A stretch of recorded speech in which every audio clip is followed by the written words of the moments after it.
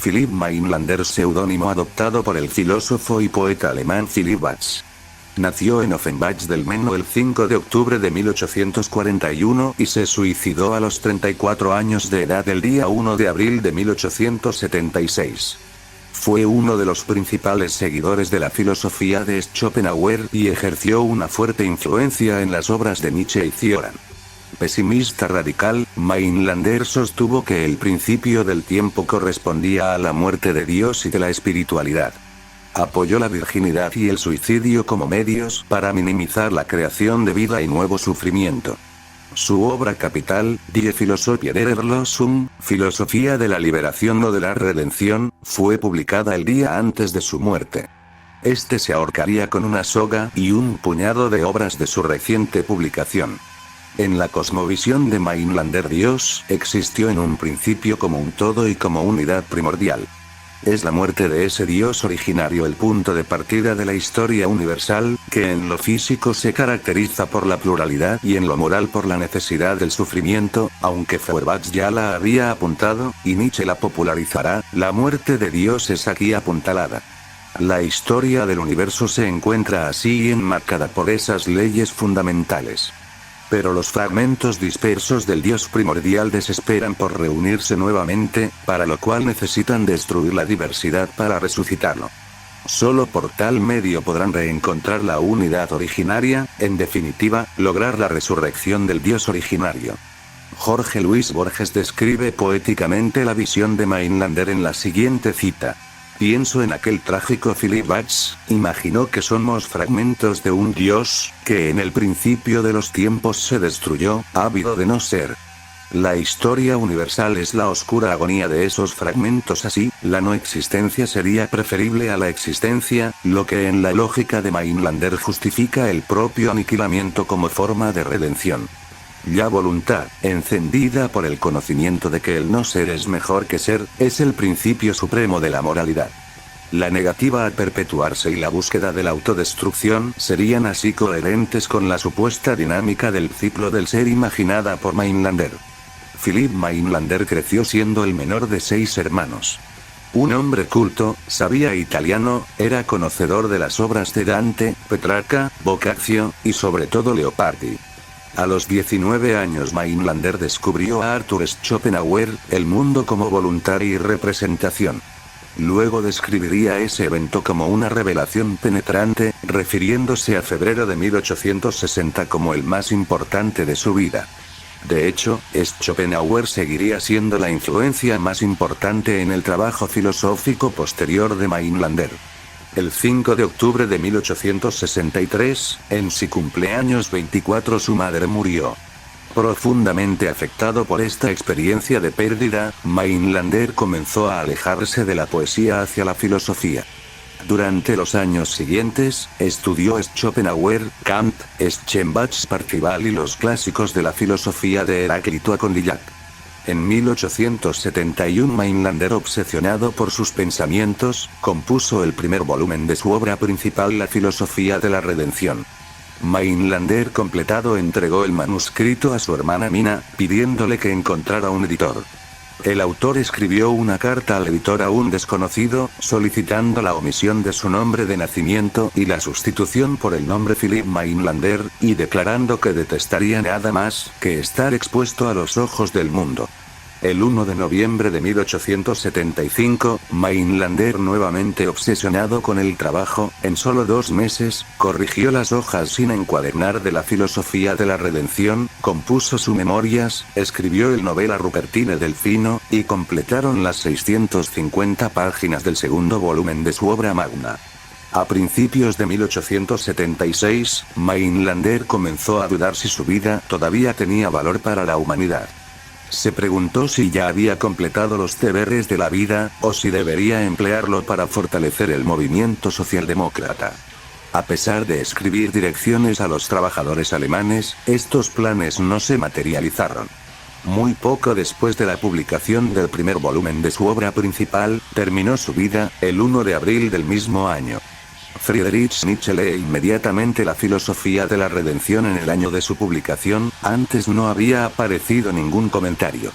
El trabajo contribuyó a su separación final de la filosofía de Schopenhauer. En sus propias obras, Nietzsche no habló de Mainlander hasta una década más tarde, es decir, en la segunda edición ampliada de La Gaia Ciencia, el mismo libro en el que introdujo la frase Dios ha muerto en la primera edición de 5 años antes. ¿Podría uno considerar a tales diletantes y viejas doncellas como el apóstol de la virginidad repugnante y sentimental, Mainlander, como un alemán genuino?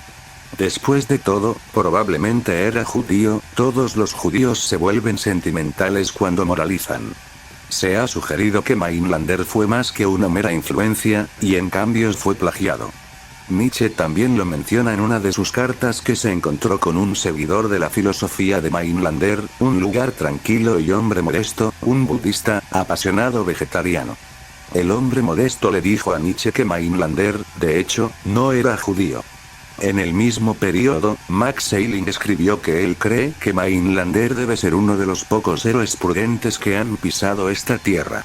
Alfred Kubin, uno de los fundadores de Der Blaue Reiter, escribió sobre la filosofía de la redención. Este trabajo, que expresa mis pensamientos y hacerlos reales y me fortalece, esta filosofía, forma el consuelo de mi vida y la muerte. El escritor japonés Akutagawa escribió en una nota a un amigo ciertos viejo, leía a Mainlander, cuyo trabajo ha calado con fuerza en mi conciencia. Emil Cioran fue muy impresionado por el trabajo de Mainlander. Cuando descubrió que Jorge Luis Borges había escrito sobre Mainlander, comenzó una correspondencia con Borges. Philipp Mainlander, cuyo pensamiento ha sido ocultado y olvidado por las academias, un pensamiento fructífero que renace en estos tiempos, se han publicado ya varios libros traducidos al español en estos pocos años, su alcance crece y seguirá creciendo.